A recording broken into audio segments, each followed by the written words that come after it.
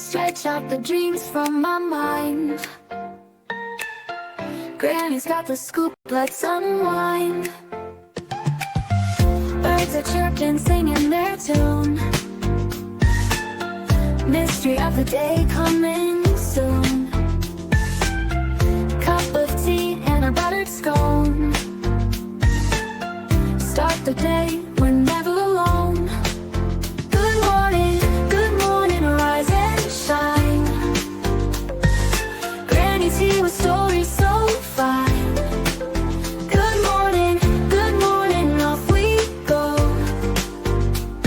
To greet the world with a happy glow.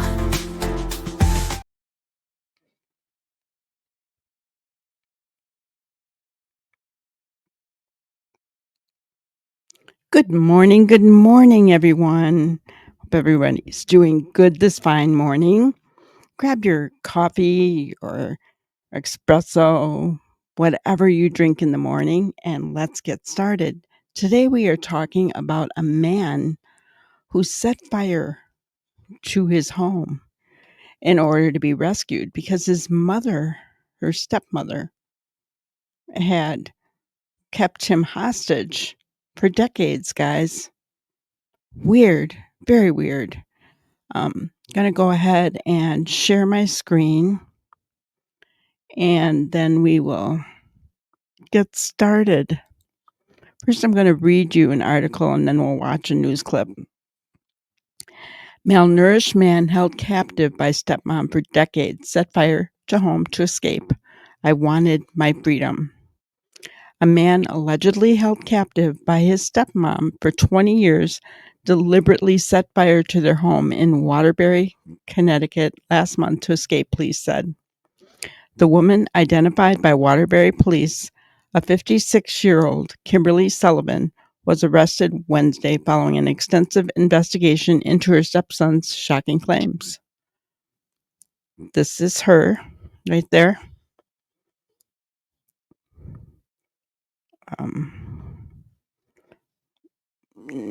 No words. Waterbury police and fire officials responded to reports of an active fire at a residence on Blake Street on the evening of February 17th. Police said 2 occupants were inside the home at the time, Sullivan and her 32-year-old stepson. 32 years old, guys. Sullivan was able to evacuate safely.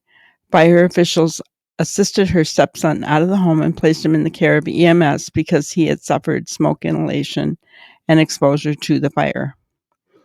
The stepson told police he intentionally set the fire to the upstairs room, stating, "I wanted my freedom."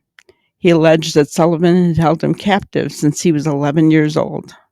Police launched an investigation in collaboration with the Waterbury State's Attorney's Office and determined that the stepson had indeed been held captive for more than 20 years. Investigators determined that the stepson had endured prolonged abuse, starvation, severe neglect, and inhumane treatment. He was found in a severely emaciated condition and had not received medical or dental care during this time, and had been provided with only minimal amounts of food and water, which led to his extremely malnourished condition. This is horrendous, guys. A warrant was issued for Sullivan's arrest on Tuesday, and officers took her into custody on Wednesday. She is facing a slew of charges, including first-degree assault, second-degree kidnapping, and first-degree unlawful restraint. Sullivan was arraigned in court Wednesday, where bond was set at $300,000. She will be placed in the custody of the Connecticut Department of Corrections, Waterbury police said in a news release. The suffering this victim endured for over 20 years is both heartbreaking and unimaginable.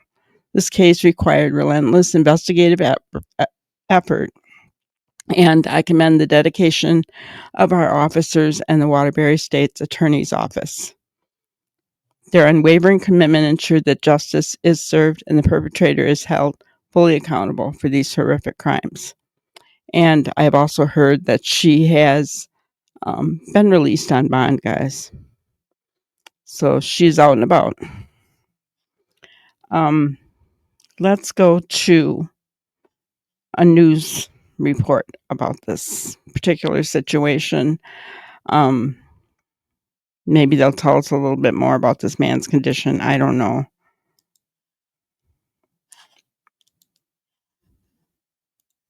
Thank you for the opportunity to have this conversation with you.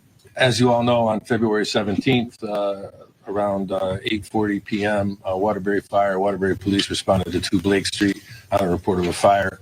Officers and fire investigators immediately realized there were some grave concerns about some of the conditions in the house. There were 2 occupants of the house, one being Kimberly Sullivan, the stepmother of the male victim. Officers and fire investigators quickly realized that there was a room in the house that appeared to have locks on it from the exterior portion of the house. They began to speak to the male victim, who disclosed that he was being held captive in the house for an extended period of time, approximately 20 years. The investigation began from that point. We worked closely with the State's Attorney's Office, Maureen Platt, as well as Assistant State's Attorney Don Thurkelson, because frankly, what was being reported was unfathomable to us at that point in time. Through those investigative meetings and through search warrants, we were able to seize physical evidence and conduct interviews and dig up some more information that corroborated the victim's story. This investigation, as the mayor points out, continues, is very open and very active. We were able to obtain arrest warrants for Kimberly Sullivan. She was arrested yesterday. She was arraigned in Waterbury Superior Court. She's currently being held on a $300,000 bond. At this point, I'll open the floor up for any questions. The biological father, we've learned that he recently left the home, and her lawyer is saying that we need to look deeper into his part in all of this. When it comes to the investigation, is he being held accountable at all? The biological father is deceased and died in January of 2024. Prior to his death, he was wheelchair bound from some medical conditions. Okay. Also, it was reported to the school system that this boy at the time, now 32-year-old man, he was starving, he was asking other kids for lunch. I mean, is this a failure on the school system that this matter was not taken more seriously? So we're doing some background investigation. There are 2 incidents that we had within our computer system of dealing with that address and with the family back in 2005. One was a request from DCF to do a welfare check at the location because children that the victim was familiar with hadn't seen him and they were concerned about him. Officers went to the house. The house was clean. It was lived in. They spoke to the victim at that point in time, and there were no cause for any alarm or any conditions that existed that would have led officers to believe anything other than a normal childhood and a normal family existence was occurring. But that was reported back to DCF, and that was the last that we were involved in that particular investigation. We were called back to the house in the latter part of April by the family who wanted to file a harassment complaint against members of the school district, saying that they were continuously reporting them to DCF and felt that they were trying to get the family in trouble and have the family investigated. We have no further information about where that went, other than there was no proof provided by the family that there was any type of harassment that was occurring. As far as the school district's concerned, we are looking at those records now. We're working with DCF to look at records that they may have from previous investigations, and that's part of the ongoing investigation. But Chief, people were filing complaints, even if it was with DCF, continuously, as the family, I guess, alleged. Was there more contact from DCF, and do you know anything about how that worked out? So the only contact we had was back in April of 2005 when we were notified to conduct that welfare check. And again, we're looking for those records now to determine where that investigation may have gone, but there was no further reported information to the Waterbury Police Department. So when you had an officer go out there that first time, you're saying everything looked normal, it looked like a normal childhood, but the school district The principal told us that the child looked really small, malnourished, was drinking from a urinal at school, was taking kids' food. So, I mean, with all that information, the officer still concluded that the child was safe at that time? Well, the officer didn't have that information. So this former principal is now disclosing all this information. And I believe in the news clips I've reviewed, that he was making calls to DCF and other agencies. Waterbury Police were never notified by this particular principal about those conditions. So this is all information that is coming out now as this case unfolds. I believe he said he called police, but you have no record of that. Well, I believe he's wrong if that's what he said, because there is no record of it. Can you talk about, you said that there was some evidence that corroborates the story of the gentleman. Can you talk any more about what that is, or how do you go about corroborating a story like this that's so extraordinary? Right. So there's some physical evidence that was seized from the house that does corroborate the fact that that room did have exterior locks on it, and a number of different styles of exterior locks, as was explained during an interview with the victim throughout the years. It appeared that the locks increased in security levels as time progressed, and obviously he became older and maybe a little bit stronger. So that's certainly one component, and then there's other components of the fire investigation that are part of the evidence package as well.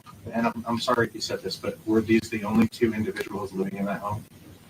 Yes, there were two siblings. They were in and out of the home, but they have since moved out. So say DCF had all this information, the principal's saying, they don't share any of that with police? You're going to have to talk to DCF about what their protocol is on when they share information with police. DCF does work closely with police departments and provides a lot of information to police departments in a number of different ways. I don't know what their protocol is on when they share that information, so that would be something that they would have to respond to. Chief, how is the victim doing now? Obviously, some serious conditions. We've heard about PTSD and depression. What can you share about how the victim's faring? Right. So obviously he's got a lot of mental health issues that he has to deal with at this point in time. There are a lot of physical conditions that he's working on as well. I mean, here's an adult that was 5'9" and 68 pounds. There's some apparent orthopedic issues. The room was very small. Honestly, when I read about it and talk to the investigators and overlook the interviews, it was worse than the conditions of a jail cell. So there's a lot of physical therapy that he'll have to go through. There's a lot of healing that he'll have to go through mentally. And, I can tell you this, our investigators, and I'll specifically point out Detective Steve Brownell and Detective John Pace, who were the lead investigators in this particular case, but all the investigators, the entire Criminal Investigations Bureau has been very supportive of the victim. They took a collection up and bought him some items to try to make life more comfortable, some clothing and some books and some things to kind of get him along the way as he goes through this process. But, our plan is to continue to support him. He's going to need a lot of support as he travels through this and tries to figure out how to navigate what has occurred and what the future holds for him. Chief, I think a lot of people are wondering, where are his other relatives? Did no one else see this man for 20 years that they were able to, say anything, report anything to police? Was his stepmother the only person in his life? You said he had two siblings. Where is everyone else? Where are all the relatives? So the backdrop is being formed, and this is again why the investigation continues. It appears that there was a very controlling situation going on regarding the victim's condition, his whereabouts, his connection with other family members, other people in the community, other friends.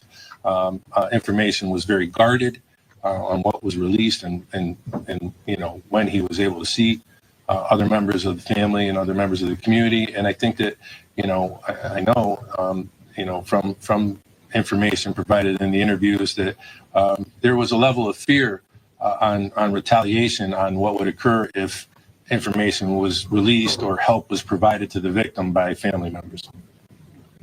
Were there any injuries as a result of the fire?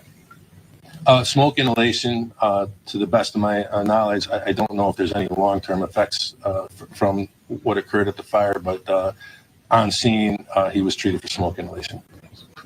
How did he get out of the house? Did he get out of the house on his own, or did firefighters have to rescue him? He was assisted out of the house. Will you be identifying him at any point?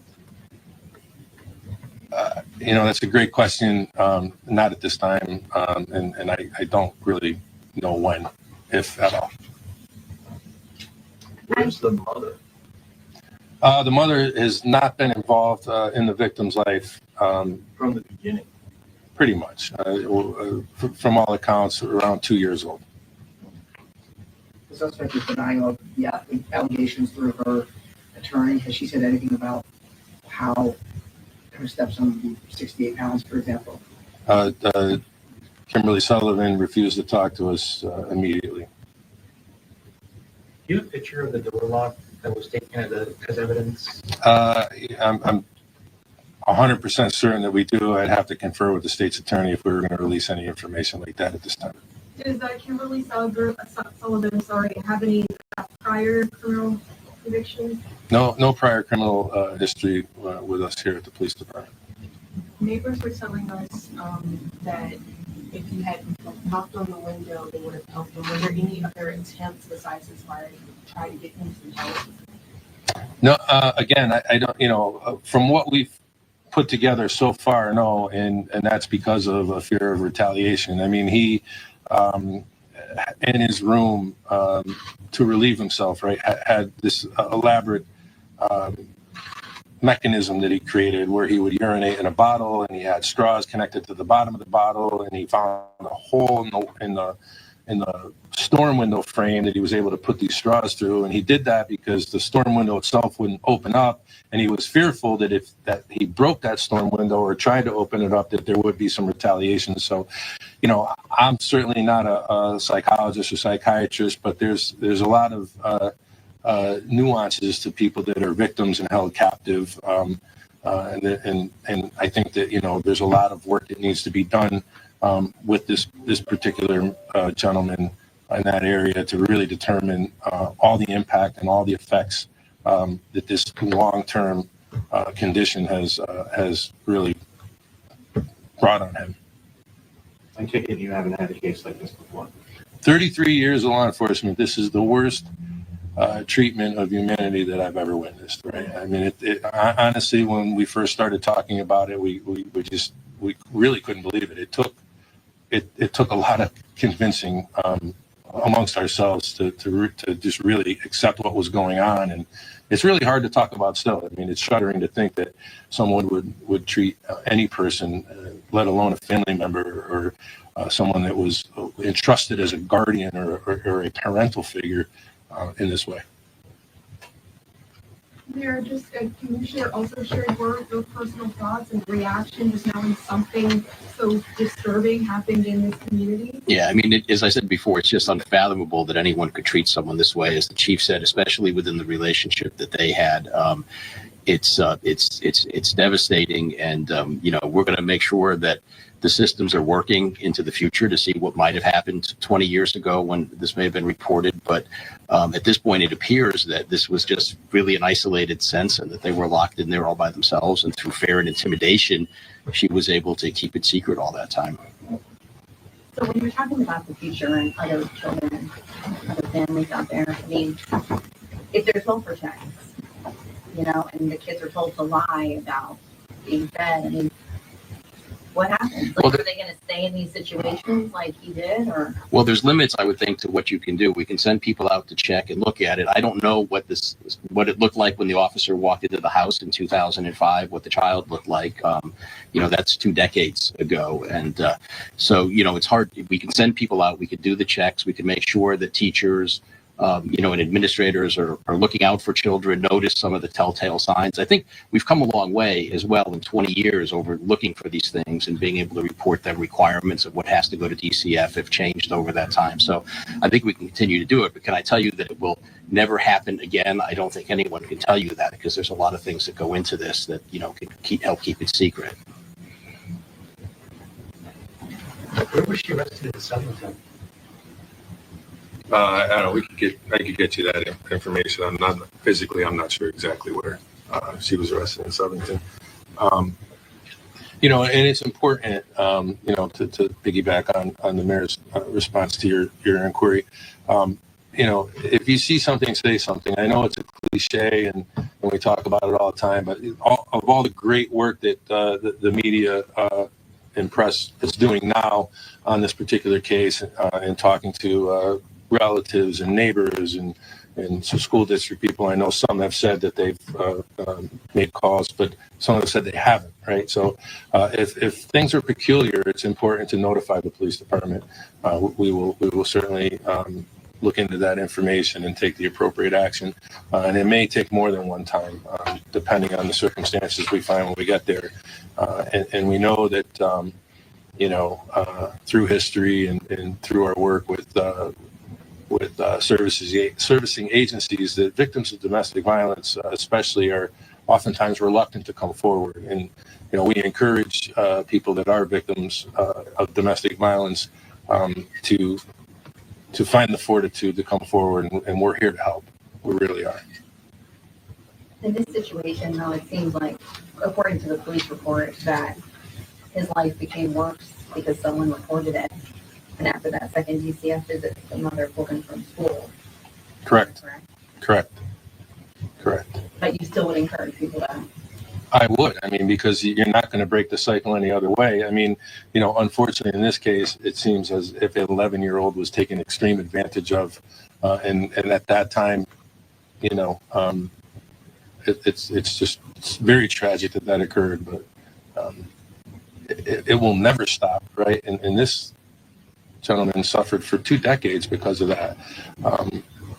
It's easy to Monday morning quarterback, but I think it's really important to never lose hope and to continue to report incidents, especially if you're a victim of neglect or a crime.